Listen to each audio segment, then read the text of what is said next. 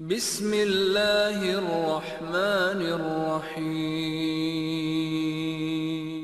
الحمدللہ رب العالمین والصلاة والسلام علی اشرف الانبیاء والمرسلین نبینا محمد وعلی آلہ واصحابہ اجمعین وبعد۔ یقول اللہ سبحانہ وتعالی اعوذ باللہ من الشیطان الرجیم والذین هم بربهم لا یشرکون۔ اس سے پہلے کہ درس میں آپ کے سامنے کتاب التوحید کا جو موضوع اور نیا باب شروع کیا گیا تھا اس کا عنوان تھا من حقق التوحید دخل الجنت بغیر حساب۔ جو اپنی توحید کو خالص کر لے گا وہ بلا حساب جنت میں داخل ہوگا۔ توحید خالص کرنے کا تذکرہ کیا گیا تھا، اور بات یہ تھی کہ اس سے پہلے کتاب کے مصنف نے بہت ساری باتیں توحید کی حقیقت، شرک کی مذمت اور شرک کا انجام، توحید کی فضیلت اور اس کے بہت سارے دلائل بیان کیے۔ اس کے بعد اس باب میں یہ بتانا مناسب سمجھا کہ توحید جو انسان کو جہنم سے نجات دلائے گی اور جہنم سے نجات دلائے گی، جنت کا مستحق بنائے گی، وہ توحید کیسی ہونی چاہیے۔ اس حوالے سے پہلے جو قرآن کریم کی آیت کریمہ ہمارے سامنے ہے، ابراہیم خلیل اللہ علیہ السلام سے متعلق اس آیت کریمہ کا تذکرہ آپ کے سامنے ہوا، اور اس آیت کریمہ میں جو باتیں ابراہیم علیہ السلام کے سلسلے میں اللہ تبارک و تعالیٰ نے ارشاد فرمائی اس کا تذکرہ ہوا۔ اللہ نے فرمایا ان ابراہیم کان امتا قانتا للہ حنیفا ولم یک من المشرکین۔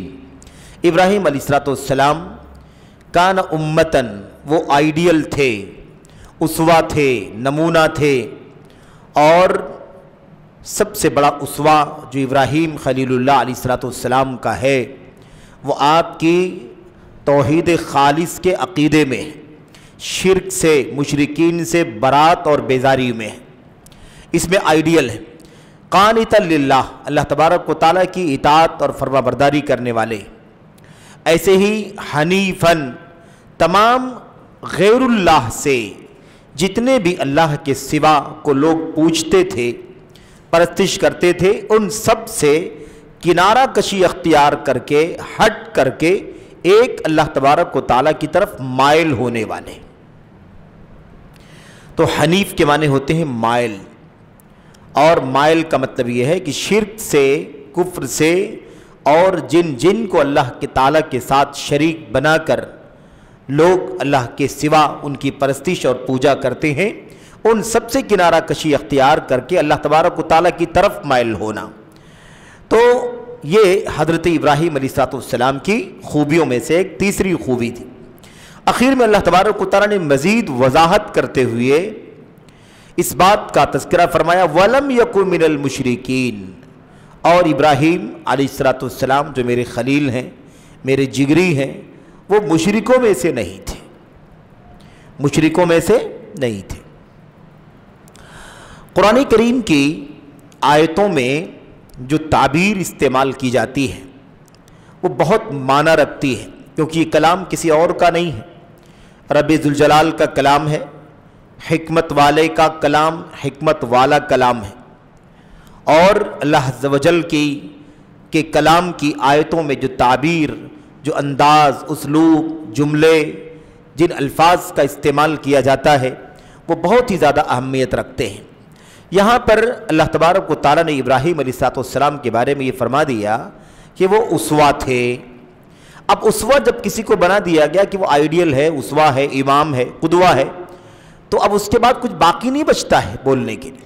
جب وہ اس مقام کو پہنچا ہوا ہے کہ ساری انسانیت کے آخری نبی محمد صلی اللہ علیہ وسلم اور آپ کی امت کے لیے آئیڈیل ہو، اسوہ ہو، تو پھر بقیہ ساری کی ساری خوبیاں اور سارے کے سارے صفات شامل ہو جاتے ہیں اس کے اندر۔ لیکن اللہ تبارک و تعالیٰ نے اسوہ اور امام کہنے کے بعد فرمایا بڑے اطاعت گزار تھے، بڑے فرما بردار تھے، اور مسلسل اطاعت کرتے تھے، دوام، یعنی ہمیشہ اللہ تبارک و تعالیٰ کی اطاعت اور فرما برداری کرنے والے تھے۔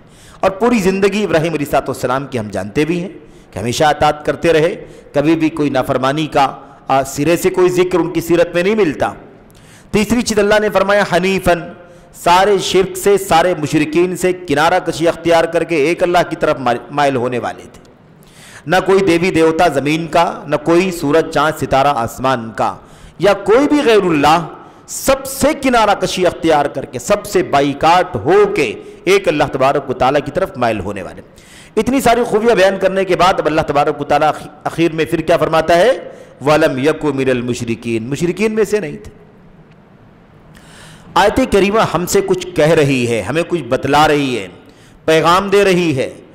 یہ کہنا کافی نہیں ہے کہ وہ شرک نہیں کرتے تھے، شرک نہیں کرتے تھے یہ تعبیر الگ ہے، اور مشرکوں میں سے نہیں تھے یہ کہنا الگ ہے۔ اللہ تبارک و تعالیٰ نے آخری نبی محمد صلی اللہ علیہ وسلم کے بارے میں بھی یہ بات ارشاد فرمائی، قُلْ هَذِهِ سَبِيلِي أَدْعُو إِلَى اللَّهِ عَلَى بَصِيرَةٍ أَنَا وَمَنِ اتَّبَعَنِي وَسُبْحَانَ اللَّهِ وَمَا أَنَا مِنَ الْمُشْرِكِينَ۔ اللہ کے نبی صلی اللہ علیہ وسلم سے اللہ نے فرمایا کہ آپ یہ کہیے، یہ میرا راستہ ہے، یہ میرا مشن ہے، یہ میرا ٹائٹل ہے، میں یہ عنوان ہے جس کی طرف میں دعوت دیتا ہوں، علم کے ساتھ دعوت دیتا ہوں، اور میرے متبعین، پیروکار، میری امت کے لوگ بھی علم اور بصیرت کی روشنی میں دعوت دیتے ہیں۔ اس کے بعد اخیر میں اللہ تعالیٰ نے کیا فرمایا؟ اخیر میں اللہ تعالیٰ نے فرمایا وَمَا أَنَا مِنَ الْمُشْرِكِينَ، آپ یہ بھی اعلان کر دیجئے کہ میں شرک کرنے والوں میں سے نہیں ہوں۔ تو اللہ تبارک و تعالیٰ نے وہاں اپنے آخری نبی کے بارے میں فرمایا کہ آپ کہیے کہ میں مشرکین میں سے نہیں ہوں، اور یہاں ابراہیم علیہ السلام کی خود تعریف کرتے ہوئے اللہ تعالیٰ نے کیا فرمایا؟ وَلَمْ يَكُن مِنَ الْمُشْرِكِينَ۔ اب دونوں چیزوں کو اکٹھا کر کے آپ سمجھیں، ابراہیم علیہ السلام آئیڈیل ہیں، اور خصوصیت کے ساتھ قرآن کریم میں کہا جا رہا ہے کہ ابراہیم علیہ السلام کی زندگی میں آپ کے لیے اور آپ پر ایمان لانے والوں کے لیے نمونہ ہے، یعنی اس امت کے نبی اور یہ امت ان سب کے لیے آئیڈیل ہیں ابراہیم علیہ السلام۔ اور آئیڈیل کس چیز میں ہے؟ اذ قالوا لقومہم انا براء منکم، جب ان لوگوں نے اپنی قوم کے لوگوں سے کہا تھا، مشرکین سے، زمین کے دیوی دیوتاؤں، مجسموں اور مورتیوں کی پوجا کرنے والوں سے، اور ایسے ہی آسمان کے سورج چاند ستاروں کی پرستش کرنے والوں سے کہا تھا انا براء منکم، ہم تم سے بیزار ہیں، ہم تم سے بیزار ہیں، اظہار برات کرتے ہیں، قطع تعلق کا، دشمنی کا، نفرت کا، علیحدگی کا اعلان کرتے ہیں۔ وَمِمَّا تَعْبُدُونَ مِن دُونِ اللَّهِ، اور اس سے بھی جس کی تم اللہ تعالیٰ کے سوا عبادت کرتے ہو، جاندار ہو یا بے جان ہو، چھوٹی مخلوق ہو یا بڑی مخلوق ہو، تم اپنے ہاتھ سے بنا لیتے ہو یا نہ بنا پاتے ہو۔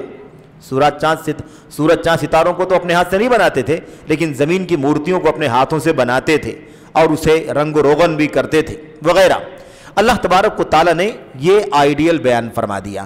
اب آپ سوچیں کہ جس نبی کا آئیڈیل اور جس نبی کو آئیڈیل بنایا گیا، دونوں کے بارے میں اللہ تبارک و تعالیٰ کیا فرماتا ہے؟ اللہ فرماتا ہے کہ مشرکوں میں سے وہ نہیں تھے، اور نبی علیہ السلام سے اللہ فرماتا ہے آپ کہیے کہ میں مشرکوں میں سے نہیں ہوں۔ تو مشرکین میں سے وہ نہیں تھے، اور انہی کے اسوے پر، آئیڈیل پر چلنے والے آخری نبی محمد صلی اللہ علیہ وسلم، آپ کو حکم دیا جا رہا کہ آپ کہیں مشرکوں میں سے میں نہیں ہوں۔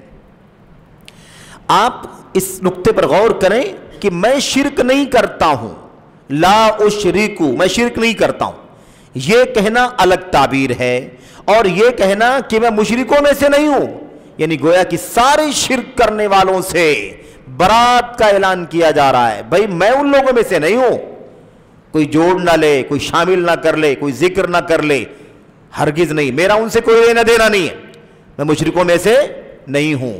اللہ تبارک و تعالیٰ نے یہ تعبیر اپنے دونوں خلیلوں کے بارے میں استعمال فرمائی۔ ابراہیم علیہ السلام بھی اللہ کے خلیل، اور اللہ کے نبی محمد الرسول اللہ صلی اللہ علیہ وسلم بھی اللہ کے خلیل اور جگری دوست، اور دونوں کے بارے میں اللہ وہی تعبیر استعمال فرماتا ہے وَمَا أَنَا مِنَ الْمُشْرِكِينَ، اور وَلَمْ يَكُن مِنَ الْمُشْرِكِينَ، وہ مشرکوں میں سے نہیں تھے، اور آپ کہیے مشرکوں میں سے میں نہیں ہوں۔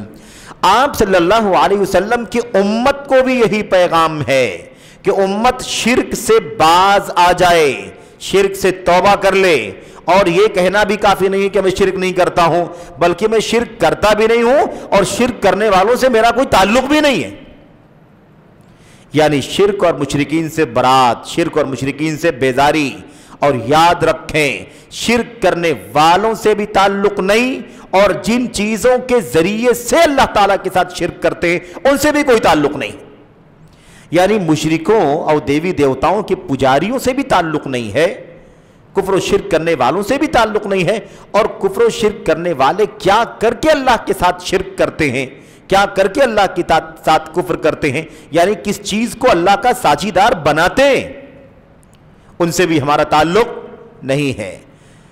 ہمارے حالات جو ملک اور وطن کے ہیں اور پوری دنیا کے جو حالات ہیں، نہ جانے کتنے قبروں، نہ جانے کتنے مزاروں، نہ جانے کتنے اللہ تعالیٰ کے اولیاء، اللہ تعالیٰ کے صالحین، اتقیاء، جن، ملائکہ اور ایسے ہی شیاطین، طاغوت، نہ جانے کتنے غیر اللہ کی پوجا ہوتی ہے۔ اللہ تبارک و تعالیٰ کا یہ کلام اس بات کا ہم سے مطالبہ کرتا ہے، کیا؟ اللہ تعالیٰ کا کلام سے مطالبہ کرتا ہے کہ ہم ان سے کنارہ کشی اختیار کر لیں۔ شرک کرنے والوں سے بھی تعلق نہیں، اور جن چیزوں کو اللہ کا شریک بنایا جاتا ہے ان سے بھی کوئی تعلق نہیں۔ یہاں پر ایک بات صرف اور صرف یاد رکھنی ہے آپ کو کہ جن کو اللہ کے سوا اللہ کا شریک بنایا جاتا ہے ان میں کئی لوگ ہیں۔ جس کو بنایا جاتا ہے دیوی دیوتا ہیں، بے جان ہیں، مورتیاں ہیں، شجر حجر وغیرہ، اور جاندار بھی ہیں، جاندار، اور ان میں اللہ تبارک و تعالیٰ کے انبیاء بھی ہیں، اللہ تعالیٰ کے رسول بھی ہیں، اللہ کے فرشتے بھی ہیں، اللہ تعالیٰ کے اولیاء اور صالحین بھی ہیں۔ تو یاد رکھیں کہ ہمارا جو اظہار برات ہوگا، اظہار بیزاری ہوگا، وہ اسی نقطے پر ہوگا جو وہ اللہ کے ساتھ غلط کر رہے ہیں۔ یعنی حضرت عیسیٰ علیہ السلام کو اگر اللہ کا شریک عیسائی بنا رہے ہیں تو ہمیں ان مشرک عیسائیوں سے بھی برات کا اظہار کرنا ہوگا، اور جس کو اللہ کا ساجیدار بنا رہے ہیں وہ عیسیٰ علیہ السلام ہے۔ تو عیسیٰ علیہ السلام سے برات کا اظہار کیسے آپ کریں گے؟ عیسیٰ علیہ السلام سے اظہار برات کا معنی کیا ہے؟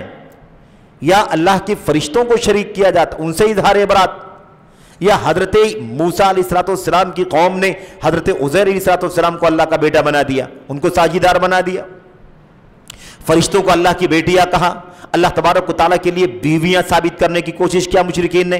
تو ہم ان سب سے برات کا اظہار کریں گے، لیکن اللہ کے نبی کو شریک کیا جاتا ہے، اللہ کے فرشتوں کو شریک کیا جاتا ہے، جبریل کو شریک کیا جاتا ہے، تو ہم ان سے برات کا اظہار کیسے کریں گے؟ تو برات کا اظہار کیسے کریں گے؟ برات کا اظہار شرک کی بنیاد پر کریں گے۔ ہمارا ان سے بھی کوئی تعلق نہیں جو شرک کرتے ہیں، اور اس شرک سے بھی تعلق نہیں ہے، اور جو اللہ کے سوا اللہ تعالیٰ کے ساتھ شریک کیے جانے سے راضی ہیں، اللہ تعالیٰ کے ساتھ پوجے جانے سے راضی ہیں، ان سے بھی برات کا اظہار کرتے ہیں۔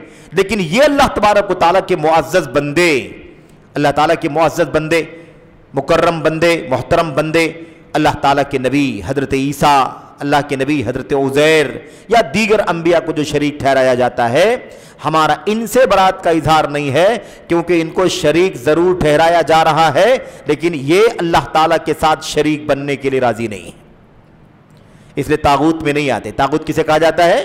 کل ما عبد من دون اللہ وہو عنہ راض، ہر وہ جس کی اللہ تعالیٰ کے سوا پوجا کی جا رہی ہو اور وہ اس سے راضی ہو، ہر وہ جس کو اللہ کے ساتھ شریک کیا جا رہا ہو، اللہ کے سوا جس کو پوجا جا رہا ہو، وہو عنہ راض، اور وہ اس سے راضی ہو۔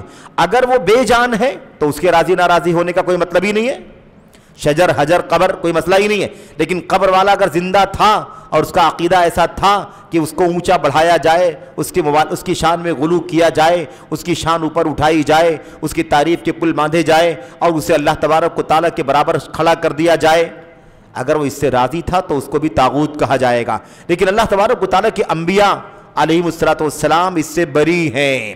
عیسیٰ علیہ السلام کا تذکرہ اللہ تبارک و تعالیٰ نے قرآن کریم کے اندر کیا ہے۔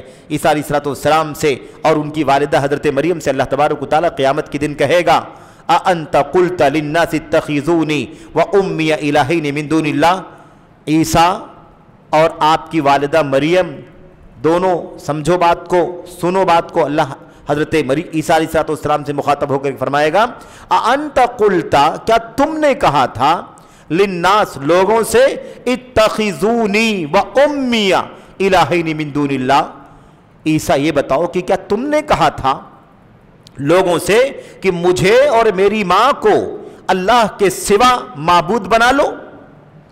بھلا کیسے مریم کو پوج رہے تھے لوگ، بھلا کیسے تمہاری پرستش کر رہے تھے، تمہارا سجدہ کر رہے تھے عیسائی، تمہارا سجدہ دنیا میں ہوا ہے، تمہاری والدہ کا سجدہ دنیا میں ہوا ہے، عبادت کر رہے تھے، معبود سمجھا جا رہا تھا تمہیں۔ جب اللہ تعالیٰ کے سامنے کل قیامت کے دن عیسیٰ علیہ السلام حاضر ہوں گے تو اللہ ان سے پوچھے گا کیا تم نے کہا تھا کہ مجھے اور میری ماں کو اللہ کے سوا رب بنا لو، معبود بنا لو؟ تو عیسیٰ علیہ السلام کیا کہیں گے؟ کہیں گے اے اللہ ما یکون لی ان اقول ما لیس لی بحق، اے اللہ تبارک و تعالیٰ جو چیز حق نہیں ہے، ناحق ہے، مجھے حق ہی نہیں پہنچتا ہے کہ وہ بات میں کسی سے کہوں۔ اے اللہ میں کیسے کہہ سکتا ہوں کہ مجھے اللہ تعالیٰ کا شریک بنا لو، میری ماں کو اللہ کا شریک بنا لو، مجھے حق ہی نہیں پہنچتا ہے، اور اگر میں نے کہا ہے تو تجھ سے کوئی چیز پوشیدہ نہیں ہے۔ کیا فرمایا؟ ان کنت قلتہ فقد علمتہ تعلم ما فی نفسی ولا اعلم ما فی نفسک انک انت علام الغیوب۔ عیسیٰ علیہ السلام کہیں گے اللہ میں ایسا کہہ ہی نہیں سکتا، اور اگر میں کہا ہوں گا تو تو سب کچھ جانتا ہے، تو میرے دل کی بات کو بھی جانتا ہے، میں نہیں جانتا تیرے دل میں کیا ہے، یعنی تو تیرے پاس کیا ہے مجھے نہیں معلوم، لیکن میرے اندر کیا ہے تو خوب جانتا ہے۔ یقیناً اگر میں نے ایسی کوئی بات کہی ہوتی تو ضرور تیرے علم میں ہے وہ چیز اور ہوتی، اس لیے میں نے ایسی کوئی بات نہیں کہی ہے۔ یقیناً اے اللہ تبارک و تعالیٰ تو سارے غیبوں کا جاننے والا ہے، کوئی چیز تجھ سے پوشیدہ نہیں ہے۔ بات سمجھنے کی یہ ہے کہ عیسیٰ علیہ السلام کو بھی اللہ کے سوا پوجا جاتا ہے، تو ہم عیسیٰ علیہ السلام سے کیا برات کا اظہار کریں گے؟ ہم عیسیٰ علیہ السلام سے برات کا اظہار نہیں کریں گے، کیونکہ عیسیٰ علیہ السلام کبھی راضی نہیں تھے کہ ان کی پوجا کی جائے،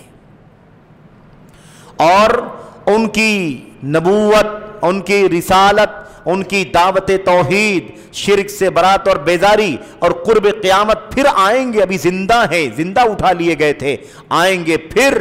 صلیب کی پوجا ہو رہی ہے عیسائیوں کے یہاں، اس صلیب کو توڑیں گے، خنزیر کا، سور کا گوشت کھایا جا رہا ہے، عیسائی کثرت سے کھا رہے ہیں اور شراب بھی پی رہے ہیں، اس خنزیر کو بھی قتل کریں گے عیسیٰ علیہ السلام۔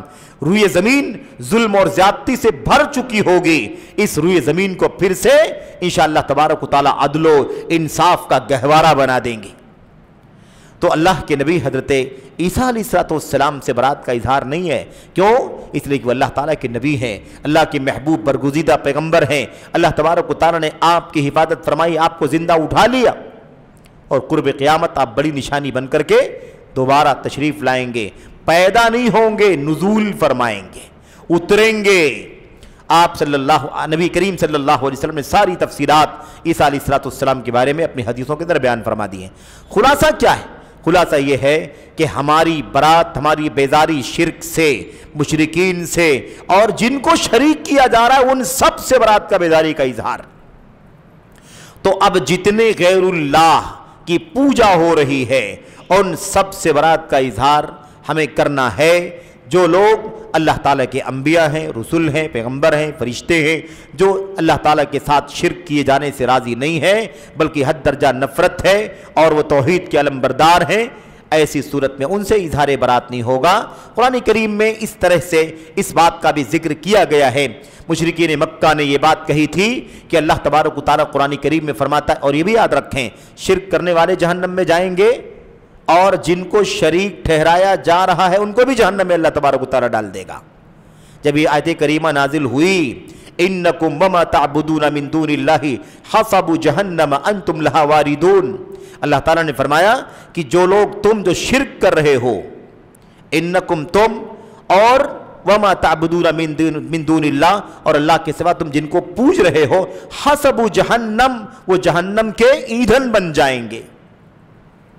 جب یہ آیت کریمہ اتری تو مشرکین مکہ نے اعتراض کرنا شروع کر دیا، کہا اچھا جہنم کے اندر مشرکین بھی جائیں گے اور جن کو شریک کر رہے ہیں وہ بھی جائیں گے، تو عیسیٰ علیہ السلام کو بھی تو شریک کیا جا رہا ہے، تو کیا عیسیٰ علیہ السلام بھی نعوذ باللہ جہنم میں جائیں گے؟ جبریل کو بھی شریک کر رہے ہیں. کیا جبریل بھی جائیں گے علیہ الصلوۃ والسلام؟ ہمارے اور آپ کے نبی محمد الرسول اللہ صلی اللہ علیہ وسلم کو بھی اللہ کا شریک بنایا جا رہا ہے. کیا وہ بھی نعوذ باللہ؟ ایسا کچھ بھی نہیں ہے. اللہ نے جواب دیا. اللہ تبارک و تعالیٰ نے کیا فرمایا؟ ان الذین سبقت لهم منا الحسنى اولئک عنہا مبعدون. جن کے بارے میں پہلے سے جنت کا فیصلہ ہماری طرف سے ہو چکا ہے، اولئک عنہا مبعدون، وہ سب کے سب جہنم سے دور رکھے جائیں گے. اس لیے بلا وجہ شرک کرنے والوں، شرک کرنے کے لیے لوگوں کو شبہے میں نہ ڈالو، کنفیوژن میں نہ ڈالو. خلاصہ کیا ہے میرے بھائیوں؟ خلاصہ کلام یہ ہے کہ یہ کھلے طور پر اللہ تبارک و تعالیٰ کی خالص توحید کا بیان ہے. 4 صفتیں، جس کے اندر یہ 4 صفتیں پائی جائیں، سمجھ لو کہ اس کی توحید خالص، اس کی توحید کیا ہو گئی؟ خالص ہو گئی. اب اللہ تبارک و تعالیٰ نے یہ 4 صفتیں تو حضرت ابراہیم کے بیان فرما دی. ہم نے اللہ کے نبی کے بارے میں بھی آیت کریمہ پڑھ لی. اب ایک دلیل اور ہے آگے. وہ دلیل کیا ہے؟ سورۃ المؤمنون کی آیت کریمہ ہے. آیت نمبر 59 میں اللہ فرماتا والذین ہم بربہم لا یشرکون، والذین ہم بربہم لا یشرکون. یہ جنت میں جانے والوں اور جہنم سے بچنے والوں کا تذکرہ ہے. ٹھیک ہے، جنت میں داخل ہونے والوں اور جہنم سے بچنے والوں کا تذکرہ ہے. ان کی صفات، ان کی خوبیاں بیان کی جا رہی ہیں. کئی خوبیاں بیان کی گئی ہیں اس کے اندر. والذین ہم، اللہ تبارک و تعالیٰ نے فرمایا کہ جو اپنے رب سے ڈرتے ہیں، اپنے رب سے ڈرتے ہیں. اور اللہ تبارک و تعالیٰ نے کیا فرمایا؟ اپنے رب کے ساتھ کسی کو بھی شریک نہیں ٹھہراتے. کئی صفات بیان کیے گئے. ان صفات میں سب سے بڑی صفت کیا بیان کی گئی؟ یہ والی صفت کیا؟ والذین ہم بربہم لا یشرکون. اور وہ لوگ، جنت پہ جانے والے کون لوگ ہیں؟ ان کی صفات کیا ہیں؟ ان کی خوبیاں کیا ہیں؟ اللہ تبارک و تعالیٰ فرماتا ہے جو اپنے رب کے ساتھ شریک نہیں کرتے ہیں، اپنے رب کے ساتھ شریک نہیں ٹھہراتے ہیں. بات آ چکی ہے اس سے پہلے کہ یہ کہنا کہ شرک نہیں کرتے ہیں، یقیناً یہ برات کا اعلان ہے کہ شرک نہیں کرتے ہیں. شرک سے برات کا اعلان ہے کہ ہم شرک نہیں کرتے ہیں، ہم توحید کے علمبردار ہیں. لیکن شرک نہیں کرنے کے ساتھ ساتھ شرک کرنے والوں سے کوئی تعلق بھی نہیں رکھتے ہیں. شرک کرنے والوں سے بھی بیزاری کا اظہار. تو سارے قبر پرستوں سے بیزاری کا اظہار ہے کہ نہیں؟ سارے شجر حجر کی پجاریوں سے بیزاری کا اظہار، سارے غیر اللہ کے پجاریوں سے بیزاری کا اظہار. یہ سب سے بنیادی نقطہ ہے، یاد رکھیں. اس لیے شرک نہ کریں، لیکن شرک والوں سے تال میل رکھیں. شرک نہ کریں، قبر پر نہ جائیں، مزاروں پر نہ جائیں، اللہ کے سوا کا سجدہ نہ کریں، رکوع نہ کریں، چادر نہ چڑھائیں، اللہ تبارک و تعالیٰ کے سوا کسی کے سامنے سر نہ ٹیکیں. بالکل بہت اچھا ہے، لیکن ٹیکنے والوں سے ساز باز رکھیں. ٹیکنے والوں کے ساتھ رواداری کے نام پر اسے محبت رکھیں. رواداری کے نام پر ان کے تہواروں میں شریک ہو جائیں. رواداری کے نام پر ان کی خوشیوں میں شریک ہو جائیں. رواداری کے نام پر ان کے اوپننگ میں چلے جائیں. رواداری کے نام پر اس طرح کی بہت سارے کام، مبارکبادی پیش کرنا شروع کر دیں. یہ سب کیا ہے؟ یہ سب لا یشرکون میں نہیں نکلیں گے، لیکن وما انا من المشرکین میں نکل جائیں گے. بات سمجھ رہے ہیں کہ نہیں سمجھ رہے ہیں؟ شرک نہیں کرتے، بالکل ٹھیک ہے، شرک نہیں کرتے، لیکن شرک کرنے والوں کے ساتھ تال میل تو آپ کا ہے. آپ نے سر نہیں ٹیکا، لیکن سر ٹیکنے والوں کے ساتھ آپ کی رواداری یہ ہے. اس کا بھی گزر نہیں ہے اللہ تبارک و تعالیٰ کی توحید کے عقیدے میں، وہ بھی ضروری ہے. تو یہ کہنا ضروری ہے ساتھ ساتھ، اور کرنا ضروری ہے وَلَمْ يَكُ مِنَ الْمُشْرِكِينَ کی طرح. اب اگر اس جملے کو جو ہم پڑھ رہے ہیں کہ ابراہیم مشرکوں میں سے نہیں تھے، اگر ان کی سیرت کو دیکھ لیں تو بہت کھل کر کے سامنے آ جائے گا کہ انہوں نے کیسے مشرکین سے ایک دم کنارہ کشی اختیار کی تھی. حتیٰ کہ اپنے باپ کو نصیحت کرنے کے لیے تو آئے، لیکن کبھی باپ کی شرک کرنے میں ساتھ دینے کے لیے تیار نہیں ہوئے. مورتی بناتے تھے، بیچتے تھے، پوجا بھی کرتے تھے، وہ کرتے تھے، ان کا کام تھا. ابراہیم کبھی اپنے باپ کے ساتھ اس میں شریک نہیں ہوئے. توحید کی دعوت دینے کے لیے آئے، شرک سے بیزاری کا اعلان کرنے کے لیے آئے، اور بڑی محبت سے، شفقت سے جو پدری رشتہ ہوتا ہے، اے ابا جان، اے ابا جان، اے ابا جان سب کہہ کر کے ساری دعوت توحید کی دے دی. اے ابا جان لِمَ تَعْبُدُ مَا لَا يَسْمَعُ وَلَا يُبْصِرُ وَلَا يُغْنِ عَنْكَ شَيْئًا. ابا جان آپ ایسوں کی پوجا کیوں کرتے ہیں جو نہ سنتے ہیں, جو نہ دیکھتے ہیں, نہ آپ کے کچھ کام آ سکتے ہیں. وضاحت کر کے ساری چیزیں ہو گئی, لیکن برات کا اعلان رہا, برات کا اعلان رہا. قوم سے کنارہ کشی اختیار کیا, وقت کی حکومت سے کنارہ کشی اختیار کیا, گھر بار جو شرک کرنے والے تھے گھر کے باپ ان سے بھی کنارہ کشی اختیار کیا, کسی سے کوئی رشتہ نہیں. اس لیے اللہ نے خود خوبی بیان کر دی, حنیفاً, سب سے کٹ کر کے اللہ کی طرف مائل تھے. باپ تک کو چھوڑ دیا, وقت کی حکومت کو بھی چھوڑ دیا, عوام کو بھی چھوڑا, خواص کو بھی چھوڑا, اور دیوی دیوتاؤں کو بھی درگت بنا کر کے چھوڑ دیا. اس طرح سے ابراہیم علیہ السلام کے بارے میں اللہ نے پھر کہہ دیا وَلَمْ يَكُن مِنَ الْمُشْرِكِينَ. تو آپ یاد رکھیں دونوں باتوں میں زمین آسمان کا فرق ہے. ایک موحد مشرک نہیں ہے, شرک تو نہیں کر رہا, لیکن شرک کرنے والوں کے ساتھ ساز باز رکھتا ہے, تال میل رکھتا ہے, نرمی رکھتا ہے. یاد رکھو انسانیت کی بنیاد پر یقیناً اس کے ساتھ نرمی ہونی چاہیے, یہ رواداری کا حصہ ہے. لیکن اس کے عقیدے میں, اس کی شرک میں, اس کے کفر میں, غیر اللہ کی پرستش میں کسی بھی صورت میں ایک ذرے کے برابر بھی کوئی رواداری کے نام پر کام کیا گیا تو ہمارا عقیدہ خود خطرے میں آ جائے گا, خطرے میں آ جائے گا. اور اس حوالے سے ابھی بہت ساری باتیں آنی باقی ہیں جو آ رہی ہیں. ان دونوں آیتوں کے بعد جو حدیث آ رہی ہے اس حدیث کے اندر بہت بڑے عظیم الشان مسائل بیان کیے گئے. خیر, یہ آیت کریمہ آپ نے پڑھ لی کہ اپنے رب کے ساتھ شرک نہیں کرتے ہیں. اچھا, اب یہ باتیں تو ہم نے پڑھ لی. اب جو چند مسائل ہیں ان دونوں آیتوں کے سلسلے میں اس کا خلاصہ میں آپ کے سامنے پیش کر دوں. اچھا, یہ بات ہو گئی کہ باب کیا ہے, جس نے اپنی توحید کو خالص کر لیا, حققا, یعنی اپنی توحید کو حقیقت میں کر کے دکھا دیا. جیسے حقیقت میں توحید ہونی چاہیے, سچ مچ جیسے توحید ہونی چاہیے. جس نے اپنی توحید کو ویسا بنا لیا وہ بغیر حساب کی جنت میں جائے گا. یہ باب ہے نا. اب ابراہیم کی بات, اور یہ والذین ہم بربہم لا یشرکون, وہ لوگ جو اپنے رب کے ساتھ کچھ بھی شریک نہیں ٹھہراتے. اب اس آیت کریمہ میں کوئی مزید کس کو شریک نہیں ٹھہراتے اس کا ذکر نہیں آیا ہوا ہے. جو اپنے رب کے ساتھ شریک نہیں کرتے ہیں یہ نہیں آیا, کسی کو شریک نہیں ٹھہراتے, کچھ بھی شریک نہیں ٹھہراتے, اس کا تذکرہ چھوڑ دیا گیا. یہ جو تذکرہ چھوڑ دیا گیا ہے, عموم چھوڑ دیا گیا, خالی چھوڑ دیا گیا, یہ اسی لیے چھوڑ دیا گیا تاکہ ہم آپ جان لیں کہ کچھ بھی شریک نہیں ٹھہراتے اللہ تبارک و تعالیٰ کے ساتھ.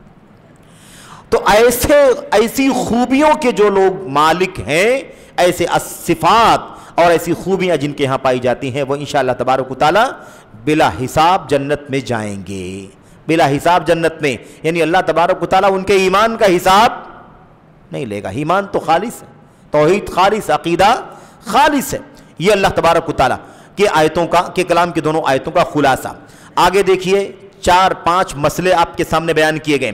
پہلا مسئلہ, ان دونوں آیتوں میں پہلی آیت سے ہمیں یہ معلوم پڑا کہ ہمارے باپ اور ابراہیم علیہ السلام کو ابو البشر کہنے کے بجائے ابو الانبیاء کہا جاتا ہے.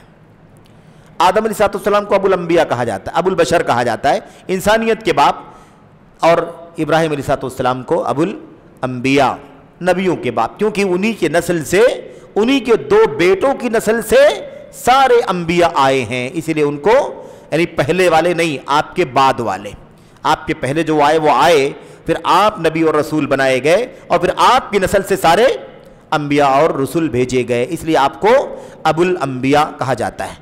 ان کی فضیلت کا ذکر ہے. آیت کریمہ سے کیا معلوم پڑا؟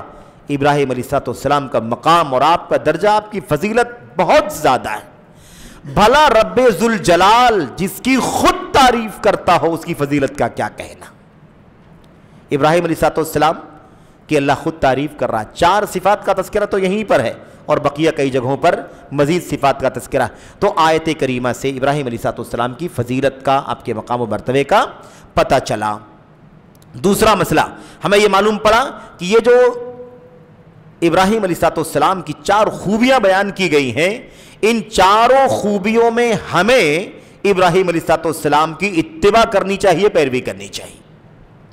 یعنی ہمیں بھی چاہیے کہ ہم کیا بنیں, آئیڈیل بنے, اسوہ بنے, آئیڈیل اور اسوہ بنے. کیونکہ اللہ نے فرمایا ان ابراہیم کان امہ, امت آئیڈیل تھے. بھائی آئیڈیل بننے کے لیے سب سے پہلی خوبی یہ ہے کہ انسان کا ایمان اور عقیدہ درست ہو. آدمی کا عقیدہ اگر باطل ہے تو اس کی ظاہری خوبیاں، اس کا حلیہ، اس کا لباس، اس کا رہن سہن، اس کی چکنی چپڑی باتوں کا کیا اعتبار ہے اللہ تبارک و تعالیٰ کے یہاں؟ اس کے اعمال کا کیا اعتبار ہے؟ اصل اعتبار تو انسان کے ایمان کا، اس کے عقیدے کا ہے. ابراہیم علیہ السلام کی پہلی خوبی کیا ہے؟ وہ آئیڈیل تھے. آئیڈیل بننے کے لیے ہمیں اپنے اندر وہ خوبیاں پیدا کرنی ہوں گی جن خوبیوں کی بنیاد پر ابراہیم علیہ السلام کو اللہ نے آئیڈیل کہا ہے. اب امت مسلمہ کا وہ طبقہ جو صبح و شام مزاروں کا درشن کرتا ہے، شرک میں، بدعقیدگی میں ڈوبا ہوا ہے، وہ آئیڈیل بن سکتا ہے کبھی؟ وہ غلام ہے. اللہ تبارک و تعالیٰ کا غلام رہنا اسے برداشت نہ ہوا، وہ اللہ کے غلاموں کا غلام بن گیا، اللہ کے بندوں کے سامنے سر ٹیکنا شروع کر دیا. رستم کے دربار میں جب اللہ کے نبی صلی اللہ علیہ وسلم کے صحابی قاصد بن کر کے تشریف لے گئے تھے، ربعی ابن عامر رضی اللہ تعالیٰ عنہ. ربعی ابن عامر رضی اللہ تعالیٰ عنہ تو جو فارسیوں کا جو قائد تھا، ہیڈ تھا، رستم بڑا جرنیل تھا، بڑا مطلب کہہ لیجئے بہادر بھی تھا، ذہین فتین آدمی بھی تھا. جب ملاقات ہوئی، بات چیت ہوئی اور بادشاہ کے سامنے جب کھڑا ہونے کی نوبت آئی اور پوچھا گیا کہ بھئی آپ لوگ پیغام لے کر آئے ہیں، خط لے کر آئے ہیں، اتنی ساری باتیں کر رہے ہیں، آپ یہ بتائیے کہ آپ کے یہاں آنے کا مقصد کیا ہے؟ کیا مقصد ہے آپ کا؟ کیوں آئے ہو؟ تو انہوں نے اس وقت چند باتیں کہی تھیں، ان میں سے ایک بات بڑی پیاری ہے. انہوں نے کہا تھا کہ اللہ تعالیٰ نے ہمیں دنیا میں بپا اس لیے کیا ہے، اللہ نے ہمیں دنیا میں بھیجا اس لیے ہے. ابتعثنا اللہ، یقیناً اللہ تبارک و تعالیٰ نے ہمیں دنیا میں بھیجا ہے. لنخرج العباد من عبادت العباد الى عبادت رب العباد، ہمیں دنیا میں اللہ نے اس لیے بھیجا ہے تاکہ اللہ کے بندوں کو بندوں کی عبادت سے نکال کر، بندوں کی عبادت سے نکال کر بندوں کے رب کی عبادت کی طرف لے کر کے آ جائیں. جو سارے بندوں کا رب ہے، لوگ اس کی عبادت کریں. ہمیں دنیا میں اس لیے بپا کیا گیا ہے. اس امت کی بات کی تھی انہوں نے، اس امت کی بات کی تھی، اور امت کی دنیا کی باغ ڈور اس امت کے ہاتھ میں اللہ تبارک و تعالیٰ نے رکھی تھی. امت سے مراد امت اجابت، جنہوں نے ایمان قبول کر لیا، اسلام لے آئے، ان کو اللہ تبارک و تعالیٰ نے یہ مقام دیا کہ اگر اللہ کی توحید خالص پر قائم رہو گے، شرک سے، کفر سے، نفاق سے اللہ کی توحید کو خالص رکھو گے اور سچی توحید کے علمبردار بنو گے، اللہ کے دین و شریعت کو، حلال و حرام کو، جس کو عمل صالح کہا جاتا ہے، زندگی میں نافذ کرو گے تو قیادت سیادت تمہارے ہاتھ میں ہوگی. قیادت سیادت تمہارے ہاتھ میں ہوگی. سورہ نور پڑھ کر کے دیکھو، آیت نمبر 55 غالباً اللہ تبارک و تعالیٰ نے کیا فرمایا؟ اگر ایک اللہ کی عبادت کرو گے، شرک نہیں کرو گے اللہ تبارک و تعالیٰ کے ساتھ میں، تو یاد رکھو کہ ہم تمہارے دین اسلام کو دنیا میں غالب کر دیں گے، تمہیں دنیا میں طاقت و قوت سے نوازیں گے، تمہارے خوف کو، ڈر کو، تمہاری بدامنی کو ہم امن اور شانتی میں تبدیل کر دیں گے. 3 وعدے اللہ تبارک و تعالیٰ نے فرمائے، لیکن شرط کیا لگائی ہے؟ یعبدوننی لا یشرکون بی شیئا. شرط یہ ہے کہ سب میری عبادت کریں، میرے ساتھ کچھ بھی شریک نہ ٹھہرائیں. تو اس اللہ نے اس امت کو بپا کیا تھا دنیا کے لوگوں کو توحید کا سبق پڑھانے کے لیے، بندوں کی عبادت سے نکال کر بندوں کے رب کی عبادت کی طرف لانے کے لیے. اس امت کا ایک طبقہ خود بندوں کی پرستش کرنے پر لگ گیا ہے. نہ جانے کتنے قبروں کی، مزاروں کی، آستانوں کی، درگاہوں کی، مشاہد کی پوجا ہو رہی ہے. نہ جانے کتنی شجر حجر قبر کو میرے بھائیوں اپنے سر کے سجدے کا حقدار بنا دیا گیا ہے. بھلا کہاں سے قیادت حاصل ہو، کہاں سے سیادت حاصل ہو؟ بلبلانے سے، چلانے سے کچھ نہیں ہوگا، حکومتوں کو کوسنے سے کچھ نہیں ہوگا، سیاسی میڈیائی تبصرے کرنے سے کچھ نہیں ہوگا، لوگوں کی ذہانت، فطانت اور لوگوں کے ٹیلنٹ سے، لوگوں کی لاجک اور دانشوری سے ہمارے مسئلے حل نہیں ہوں گے۔ پلٹو، شرک و کفر سے توبہ کر کے اللہ کی خالص توحید کی طرف آ جاؤ۔ اللہ تبارک و تعالیٰ کا وعدہ سچا ہے کہ تم دنیا میں طاقت و قوت پہ زندگی گزارو گے اور اسلام غالب ہوگا۔ خوف کا ماحول، آج جانوں کے خوف، مالوں کے خوف، آبرو کے خوف، مقدسات کے خوف، مساجد کے خوف، تعلیم کا خوف، ہر طرح کا خوف مڈلا رہا ہے۔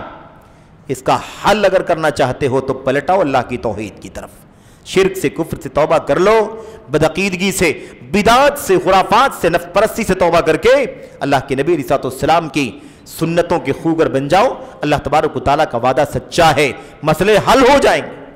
مسئلے کا حل ہمارے پاس ہے، یعنی ہم سبب ہیں اپنے مسئلے کو بگاڑنے کا، مسئلے پیدا کرنے کا سبب ہم خود ہیں۔ ہم نے اپنے حالات ایسے بنا لیے، ہماری حالت زار ایسے نہیں ہو گئی، ہمارے اپنے کرتوت کا نتیجہ ہے۔ ہمارے سر جب اللہ کے در سے ہٹ گئے، غیروں کے در پر جھکنے لگے تو اللہ تعالیٰ نے وہ سیادت، قیادت چھین لی، اللہ نے عزت اور شان و شوکت چھین لی، اور ذلت اور پسپائی ہمارا مقدر بن گیا۔ اس لیے اس مسئلے کو حل کرنے کے لیے تو کیا کہا؟ ان صفات میں حضرت ابراہیم علیہ السلام کی اتباع کرنا ہے۔ ان صفات میں ابراہیم علیہ السلام کی اتباع۔ پہلی کیا ہے؟ آئیڈیل پر ہم بات کر رہے تھے۔ آئیڈیل بننے کے لیے ہمیں کیسا بننا ہوگا؟ ابراہیم علیہ السلام کی زندگی کی ساری قربانیاں، یہاں پر اللہ نے پہلے ہی لفظ کیا استعمال فرمایا؟ کانا امتن، قائد تھے، قیادت تھی، امام تھے، اسوہ تھے۔ لیکن آپ یاد کریں، ان ساری آیتوں کو پڑھیں جس میں اللہ تبارک و تعالیٰ نے کیا فرمایا؟ اللہ نے فرمایا وَإِذِ ابْتَلَىٰ إِبْرَاهِيمَ رَبُّهُ بِكَلِمَاتٍ، اللہ نے کئی طرح سے اپنے ابراہیم کو آزمایا، فَأَتَمَّهُنَّ، سب کو ابراہیم نے پورا کر دکھایا۔ کوئی آزمائش ایسی نہیں تھی جہاں ابراہیم علیہ السلام کھڑے نہ اتر گئے ہوں، کھڑے اتر گئے خالص۔ اللہ تبارک و تعالیٰ نے فرمایا اِنِّي جَاعِلُكَ لِلنَّاسِ إِمَامًا، سارے امتحانات پاس کر دیے، ساری آزمائشوں میں تم کھڑے اتر گئے۔ انی جاعلوک للناس اماما، اب تو اس قابل ہو کہ میں پوری انسانیت کا آنے والی نسلوں کے لیے تمہیں امام اور آئیڈیل بنا دوں۔ تو قربانیوں میں، آزمائشوں میں کھڑا اترنا یہ سب سے پہلی شرط ہے۔ ہمارا تو پہلا ہی قدم میرے بھائیوں جو ایمان و عقیدے کا امتحان ہے، اسی میں ہم فیل اگر ہو جائیں تو اللہ تبارک و تعالیٰ کہاں سے قیادت سیادت دے گا۔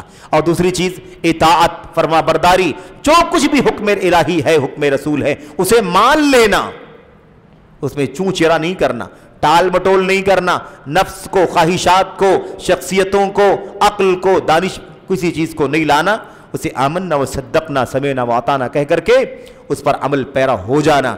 تیسری چیز کیا فرمایا تھا؟ سب سے کنارہ کشی اختیار کر کے ایک اللہ کی طرف مائل، یعنی یہ بھی فکر نہیں کرنا کہ وقت کی طاقت میرے ساتھ کیا کرے گی، قوم میرے ساتھ کیا کرے گی، یہ بھی نہیں فکر کرنا، بلکہ سب سے کنارہ کشی اختیار کر کے ایک اللہ کی طرف مائل ہو جانا۔ تو جو اللہ کا ہو جاتا ہے اللہ اس کا ہو جاتا ہے، اللہ اس کی حفاظت فرماتا ہے۔ اور آخری چیز شرک نہیں کرنا ہے۔ میرے بھائیوں، یہ چاروں صفات ہمیں اپنے اندر پیدا کرنا ضروری ہے۔ کیوں؟ ابراہیم علیہ السلام ہمارے لیے، یعنی امت کے لیے اور ہمارے نبی کے لیے آئیڈیل ہیں، اور یہ ساری چیزیں ہمارے اندر آنی چاہیے۔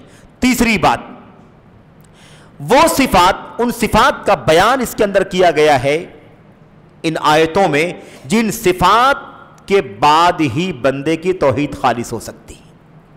بندے کی توحید خالص کرنے کے لیے جو صفات مطلوب ہیں وہ ساری صفات یہاں پر بیان کر دی گئی ہیں۔ جو ان صفات کا حامل ہو جائے اس کی توحید خالص ہے، اس کا ایمان کھرا ہے، اور وہ اس قابل ہو چکا ہے کہ دنیا کی قیادت اس کے ہاتھ میں رہے، وہ آئیڈیل رہے، امتوں کا آئیڈیل رہے، امت کے نبی کا بھی آئیڈیل رہے۔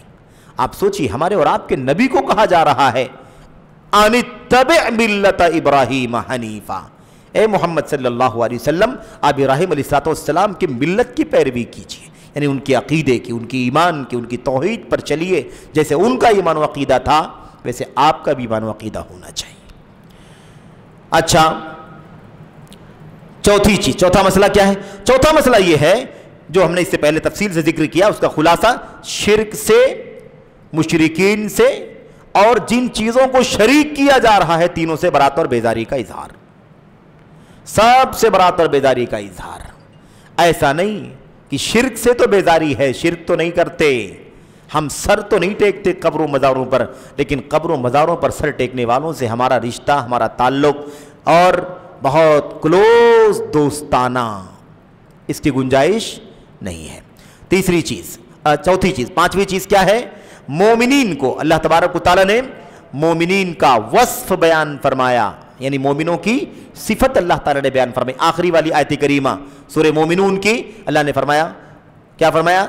والذین هم بربہم لا یشرکون. اللہ تبارک و تعالیٰ نے ایمان والوں کی صفت بیان فرمائی ہے کہ سچے ایمان والے اپنے رب کے ساتھ کسی کو شریک نہیں ٹھہراتے ہیں. تو ایمان کی رٹی لگانے سے بھی کچھ نہیں ہوگا, ایمان کا وظیفہ پڑھنے سے نہیں ہوگا. ایمان پڑھنا ہوگا, سیکھنا ہوگا, سمجھنا ہوگا, اور اس کے بعد اسے پورے طور پر خالص کر کے اپنی زندگیوں میں لانا ہوگا, ملاوٹوں کے بغیر, کسی بھی طرح کی آمیزش کے بغیر, ادنا اعلیٰ کی کوئی تفریق نہیں, کوئی بھی ہو, مچھر کا پر بھی نہیں اور اللہ کے نبی محمد الرسول اللہ صلی اللہ علیہ وسلم بھی نہیں, کوئی بھی نہیں. کسی ولی, کسی بزرگ, کسی صالح, کسی پیر و مرشد اور اس کی طاقت اور اس کی کرامت کا کیا اعتبار ہو سکتا ہے جب نبی کریم صلی اللہ علیہ وسلم کو بھی اس مسئلے میں کبھی بھی شریک نہیں کیا جا سکتا. اور اس مسئلے کو اللہ کے نبی علیہ السلام نے بڑی باریکی سے امت کو سمجھایا. سب سے اونچا مقام آپ کا ہی ہے نا انسانیت میں, سب سے اونچا مقام نبی کریم صلی اللہ علیہ وسلم کا ہے انسانیت میں, کائنات میں. اللہ تبارک و تعالیٰ کے بعد اللہ کی مخلوق میں سب سے اونچے مقام کے مالک ہمارے اور آپ کے نبی ہیں. اس لیے اگر سب سے زیادہ کسی کو شریک کیے جانے کا خطرہ تھا تو خود آپ صلی اللہ علیہ وسلم کو اپنے بارے میں خطرہ تھا کہ مجھے شریک نہ کر دیا جائے اللہ تبارک و تعالیٰ کے ساتھ. اس لیے آپ نے جب تک زندگی گزاری امت کو ڈراتے رہے, ایک لفظ برداشت نہیں کیا جس میں اللہ تبارک و تعالیٰ کے ساتھ آپ کو شریک کیے جانے کا شبہہ پیدا ہوتا ہو. اور یہ سلسلہ چلتا رہا. موت کے پہلے جب آپ کو کبھی ہوش آتا, کبھی آپ بے ہوش ہو جاتے, کبھی آپ کو غشی طاری ہو جاتی, کبھی آپ کو بخار کا حملہ ہوتا, پانی کے چھینٹے مارے جاتے تو آپ ہوش میں آتے. اس طرح کی حالت میں اللہ کے نبی علیہ السلام نے کیا فرمایا تھا؟ لا تجعلوا قبری عیدا ولا بیوتکم قبورا. میری قبر کو میلا ٹھیلا نہیں بنانا. زندگی بھر تو کہا ہی, یہ بھی نہیں کہنا کہ جو اللہ چاہے اور میں چاہوں, یہ بھی نہیں کہنا. آئے گی تفصیلات, آئیں گی آگے. یعنی زندگی بھر آپ نے کبھی برداشت نہیں کیا کہ اللہ کی توحید میں تھوڑی سی بھی ملاوٹ آ جائے. اور سب سے بڑا مسئلہ آپ کا تھا کہ آپ سے اونچا دنیا میں اللہ کی مخلوق میں کوئی نہیں ہے, تو آپ ہی کو سب سے زیادہ شریک کیے جانے کا ڈر تھا. اللہ کے نبی علیہ السلام زندگی پر اس کا اہتمام کیا کہ یہ شبہہ نہ پیدا, یہ مسئلہ پیدا نہ ہونے پائے. تربیت اور مرنے سے پہلے مرنے کے بعد کا اندیشہ کہ کہیں میری دنیا سے چلے جانے کے بعد ایسا نہ ہو جائے کہ میری قبر کو لوگ عید بنا لیں, ٹائم سے آئیں, کوئی ہفتہ واری آئے, کوئی ماہانہ آئے, کوئی سالانہ آئے, کوئی 2 سال میں آئے, اور آ کر کے وہاں پر باقاعدہ جمگھٹا لگے, حاضری دیں, کھڑے ہوں, بیٹھیں, مراقبہ کریں, دعا کریں, ہاتھ پھیلائیں, چہرہ کریں. اللہ کے نبی نے فرمایا اللہم لا تجعل قبری عیدن, اے اللہ آپ نے منع بھی فرمایا میری قبر کو عید نہیں بنانا, اور اللہ سے دعا بھی فرمائی کیا, اے اللہ میری قبر کو میلا ٹھیلا بننے نہیں دینا. اما عائشہ فرماتی ہیں یہی ڈر تھا کہ کہیں آپ کی وفات کے بعد جو یہود و نصارہ نے اپنی نبیوں اور صالحین کے ساتھ کیا ہے, ان کی قبروں کو سجدہ گاہ بنا لیا, ایسا نہ ہو کہ آپ کی وفات کے بعد آپ کی قبر کے ساتھ بھی وہی کام کیا جائے. اس لیے اما عائشہ کہتی ہیں اسی لیے نبی کریم صلی اللہ علیہ وسلم کی قبر کو آپ کے کمرے میں بنایا گیا. اگر یہ ڈر نہ ہوتا کہ آپ کی قبر پر بھی لوگ سجدے اور رکوع کرتے, درشن کرتے, سر ٹیکتے, تو آپ کی قبر کو عام مسلمانوں کی قبر کے ساتھ وہاں دفنایا جاتا اور وہاں آپ کی قبر بنائی جاتی.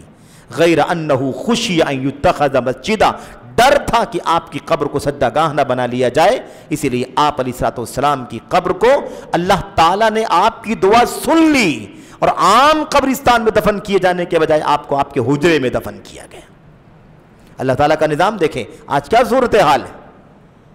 اگر کوئی نہ جانتا ہو تو اللہ کے نبی کی قبر کی جگہ کو جان بھی نہیں سکتا کہ آپ دفن کہاں کیے گئے.